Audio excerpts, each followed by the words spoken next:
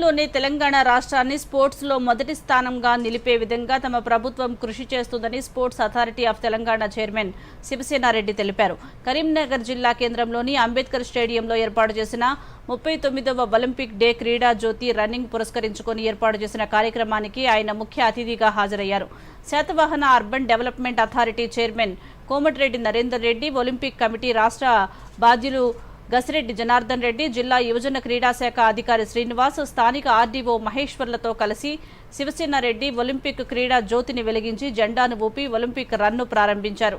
ఈ సందర్భంగా శివసేనారెడ్డి మాట్లాడుతూ రేవంత్ రెడ్డి ఆధ్వర్యంలో తెలంగాణ ప్రభుత్వం క్రీడలకు పెద్దపీట వేస్తోందని తెలిపారు. గడిచిన 2 సంవత్సరాల్లోనే దాదాపు 850 కోట్ల రూపాయలు క్రీడలకు వెచ్చించినట్లు తెలిపారు.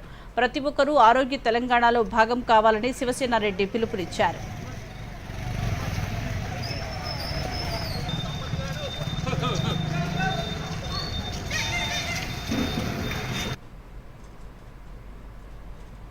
రోజుల్లో కూడా ఒలింపిక్స్ ని పెద్ద ఎత్తున ఈ స్పోర్ట్స్ ని పెద్ద ఎత్తున తీసుకోవాల్సిన బాధ్యత ఉన్నటువంటి ప్రజలదే. ఈరోజు గవర్నమెంట్ తరఫు నుంచి ఎన్ని సౌకర్యాలు కావాలన్నా ఇవ్వడానికి మేము సిద్ధంగా ఉన్నాం. దాదాపు 850 కోట్ల బడ్జెట్ ఈరోజు రేవంత్ రెడ్డి గారి సర్కార్ ఈరోజు ఏర్పాటు చేయడం జరిగింది. పెద్ద ఎత్తున కూడా కావాల్సిన విధమైన నిధులన్నీ మేము ఏర్పాటు చేస్తా ఉన్నాం. స్కూల్స్ కానీ లేకపోతే గ్రౌండ్స్ కానీ ఏ విధమైన ఫెసిలిటీస్ అయినా ఏర్పాటు చేయడానికి మేము సిద్ధంగా ఉన్నాం. నూతనంగా వచ్చే సంవత్సరంలో తెలంగాణలో స్పోర్ట్స్ యూనివర్సిటీ కూడా స్టార్ట్ కాబోతుంది. దానికి సంబంధించిన పనులు కూడా వేగవంతంగా నడుస్తా ఉన్నాయి.